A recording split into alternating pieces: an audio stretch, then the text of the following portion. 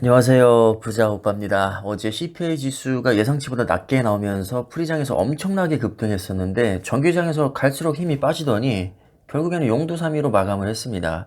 어제 분위기로 봐서는 나스닥 4, 5%는 올랐어야 했거든요. 근데 결국에는 나스닥이 고작 1% 상승으로 마감을 했고 다우존스와 S&P 500은 1%도 오르지 못했습니다.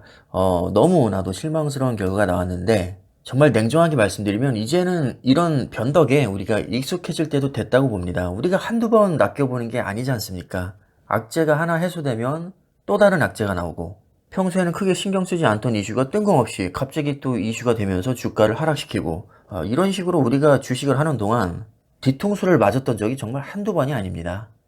이제 모든 악재가 다 소멸됐으니까 오를 일만 남았다. 정말 마음 편히 주식할 수 있겠네.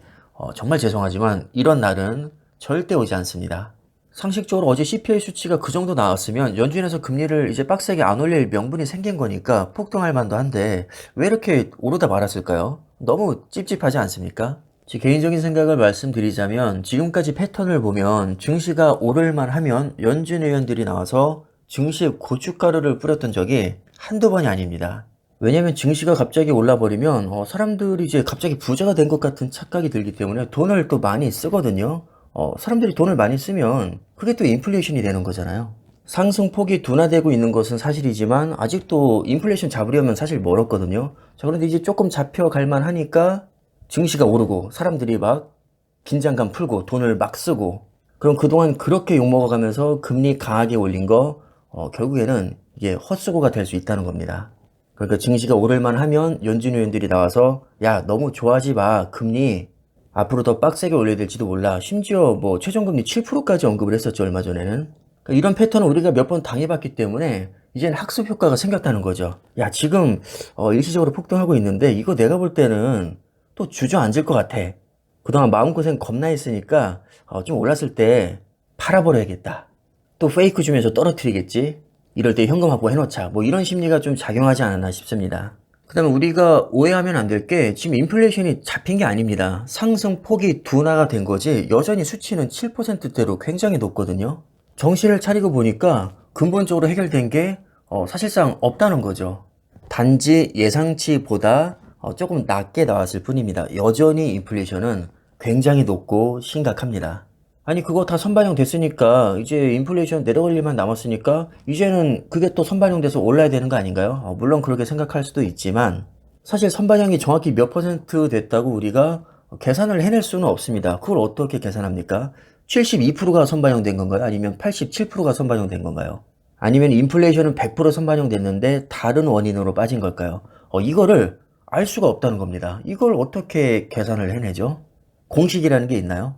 뭐 예를 들면 인플레이션은 100% 선반영됐는데 경기 침체에 대한 우려는 지금까지 10%밖에 선반영이 안 돼서 그게 지금 30%까지 선반영되고 있는 중이다. 이런 식으로 뭐 우리가 설명을 할 수 없다는 겁니다. 또 증시라는 것은 유동성의 영향도 굉장히 크게 받고 무엇보다도 우리 인간의 심리, 이 심리의 영향을 굉장히 크게 받죠. 지금은 심리 자체가 굉장히 꽁꽁 얼어있는 상태입니다. 주가가 떡상하기에는 너무나도 최악의 타이밍이죠. 그래서 어제 제가 CPI 지수 발표하기 전에 올렸던 영상에서도 지금까지 분위기가 나쁘지 않긴 한데 기대는 하지 마세요. 이렇게 말씀을 드렸던 겁니다. 왠지 느낌이 조금 불안했거든요. 그 다음에 세 번째로 경기 침체 우려를 또 빼놓을 수가 없는데 이게 정말 웃긴 게 뭐냐면 지금까지는 연준에서 금리를 너무 강하게 올려서 주가가 빠졌는데 금리를 강하게 올릴 수 있었던 배경에는 튼튼한 경제가 또 있었던 거거든요. 왜냐하면 경기가 안 좋으면 금리를 빡세게 올릴 수가 없으니까요. 그래서 한동안 호재가 악재로 둔갑하고 악재가 호재로 둔갑했던 게 경기 침체 신호가 와야 연준에서 금리를 빡세게 못 올릴 테니까 주가가 오를 것이라고 생각했던 거 아니겠습니까? 근데 이제는 반대로 인플레이션이 잡힐만 하니까 경기 침체가 온다면서 주가가 빠집니다. 정말 구역질 나지 않습니까? 언제는 너무 경제가 탄탄해서 연준에서 금리를 빡세게 올리니까 주가가 빠지고 또 이제는 인플레이션이 잡힐만 하니까 경기 침체가 우려된다면서 주가가 오르다 말고 지금 이런 짜증나는 상황이 우리 앞에 펼쳐지고 있다고 저는 생각을 합니다. 그래서 결론은 뭐냐?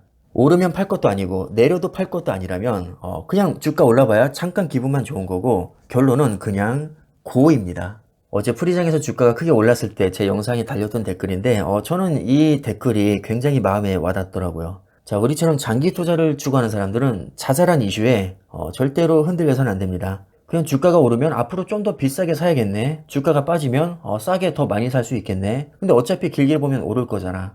그럼 지금 비싸게 사도 크게 상관없고 싸게 사면 기분 조금 더 좋은 정도, 딱 이 정도로 생각하는 게 가장 좋은 것 같습니다.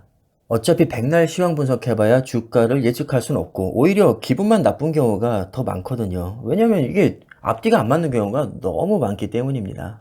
우리는 애초에 기대치를 많이 낮춰놨으니까 뭐 그냥 그러려니 하시고 좋은 자산을 오래 보유한다는 생각으로 투자를 이어가시면 좋을 것 같습니다. 그럼 영상 여기까지 하겠습니다. 감사합니다.